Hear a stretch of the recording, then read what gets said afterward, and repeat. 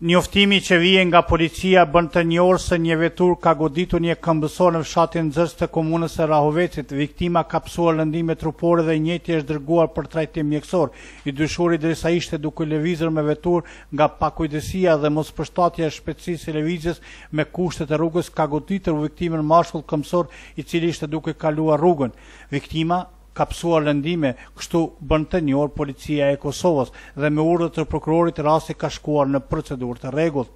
Ndërkësh njoftimi tjetër po kështu nga policia njofton se dhuna në familje ka shkaktuar edhe një viktim tjetër. Rasti ka ndodhur në qytetin e Sharrit. Sipas policisë, viktima ka raportuar se pas një mosmarrëveshje është sulmuar nga bashkëshorti i saj. Viktima ka psuar lëndime trupore dhe të njëjtat i ka pranuar edhe për tretman mjekësor, ndërkësh njësitë relevante policore janë marrë me rastin konkret.